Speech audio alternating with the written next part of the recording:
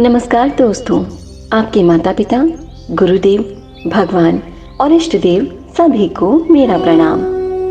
आज मैं आपको बताऊंगी शीतला अष्टमी की कथा के बारे में। इस कथा को सुनने से आपके घर में माता शीतला की कृपा हमेशा बनी रहेगी। ये कथा बहुत पुरानी है। एक बार शीतला माता ने सोचा कि चलो आज देखूं कि धरती पर मेरी पूजा कौन करता है, कौन मुझे मानता है। यही सोचकर शीतला माता धरती पर राजस्थान के डोंगरी गांव में आई और देखा कि इस गांव में मेरा मंदिर भी नहीं है, ना ही मेरी पूजा होती है।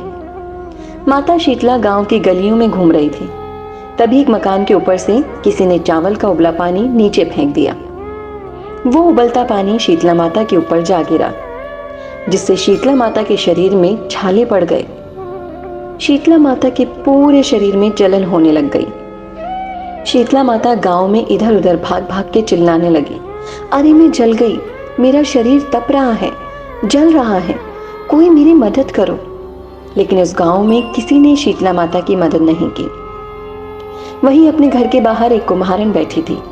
उस कुम्हारन ने देखा कि अरे ये बूढ़ी माई तो बहुत जल गई है, इसके पूरे शरीर में तपन है, इसके पूरे शरीर में फफोले पड़ गए हैं, ये तपन सहन नहीं कर पा रही है। तब उस कुम्हारन ने कहा कि माँ तू यहाँ आकर बैठ जा, मैं तेरे शरीर के ऊपर ठंडा पानी डालती हूँ। कुम्हारन ने उस बूढ़ी माई पर खूब ठंडा पानी डाला और बोली कि माँ मेरे घर में रात की बनी हुई राबड़ी रखी है, थोड़ा दही भी है, तो दही राबड़ी खा ले। जब बूढ़ी माई ने ठंडी के आटे की राबड़ी खाई और दही खाया तो उसके शरीर को ठंडक मिल गई।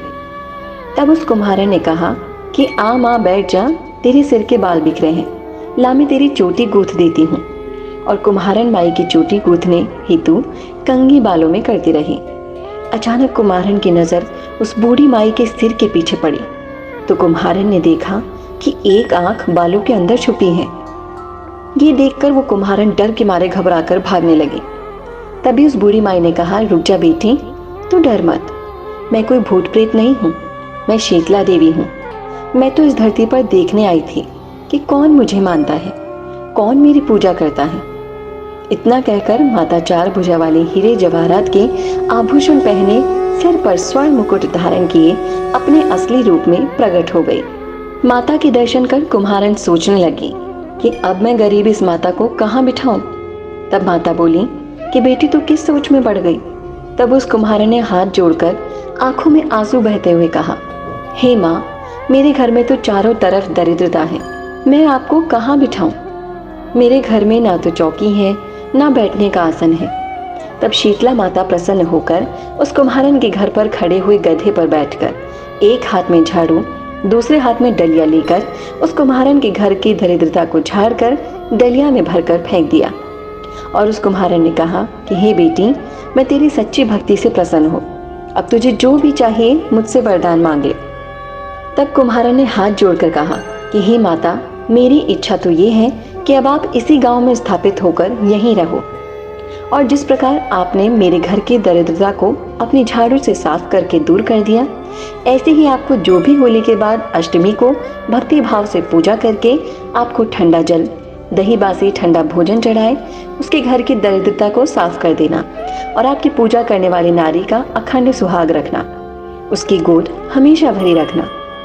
साथ ही जो पुरुष शीतला सप्तमी को नाई के यहाँ बाल ना कटवाए, धोबी को कपड़े धुलने ना दे, और पुरुष भी आप पर ठंडा जल चढ़ाकर, नारियल फूल चढ़ाकर परिवार सहित ठंडा बासी भोजन करे, उसके काम धंधे व्यापार में कभी भी दरिद्रता ना आए। तब माता बोली, तथास्तु। हे बेटी, जो तूने वरदान मांगा है मैं सब तुझे देती हूँ।